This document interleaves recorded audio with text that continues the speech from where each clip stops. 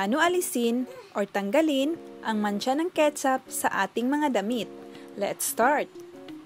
So kung mapapansin nyo guys, meron tayong damit dito na may mancha ng ketchup.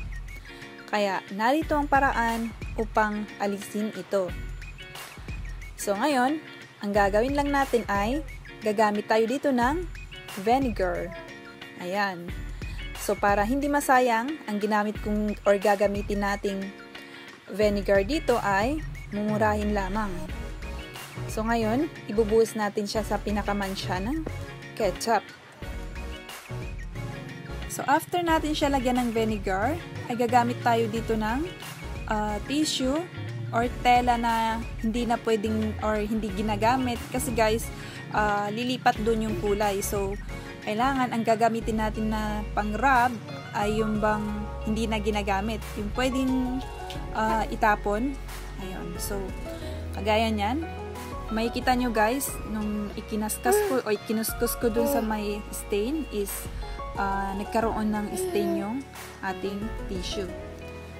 So, hanggat meron guys, ay pwede natin to paulit-ulit lagyan ng vinegar. Okay? So, ayan. Kung mapapansin nyo, ilagyan ko siya ulit ng vinegar and then nirub ko siya ulit. Ayan. So, i-rub lang natin siya ng i-rub hanggang sa makita natin na pawala na or mawawala na yung mancha.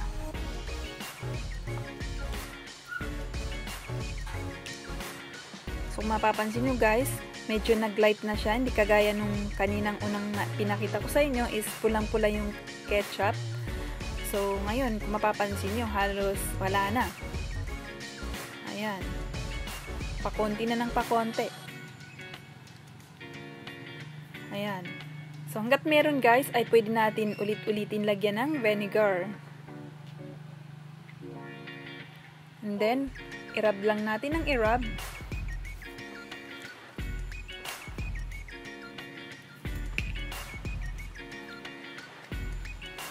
Tulad ng sabi ko, pwede natin ito lagyan ulit. Hanggat meron. Hanggat meron kayo nakikitang mancha, is pwede natin siya lagyan ulit ng vinegar. Pagkatapos, i-rub lang natin ulit. Ayan. So, kung mapapansin nyo guys, halos mawala na or matanggal na yung ketchup.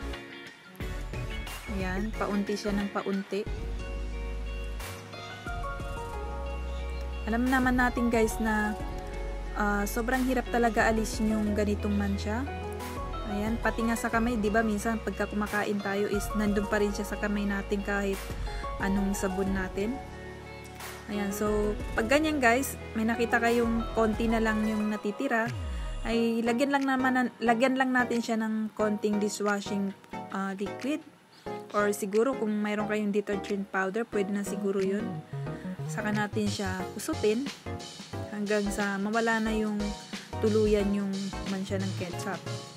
At ang ikinaganda ng tip na to guys ay tipid kasi suka lang yung ating ginamit.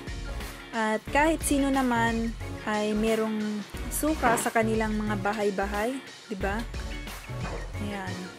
So ito na yung naging resulta guys. Pagkatapos nating kusutin ng sabon or ng may sabon ay bumalik na yung dati niyang kulay, nawala na yung kulay ng ketchup.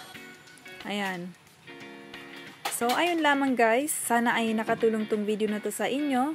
Please give it a thumbs up kung nagustuhan nyo. At kung hindi naman, you can give it a dislike. And please subscribe to my channel para maging updated kayo sa iba ko pang i-upload na mga videos. Bye!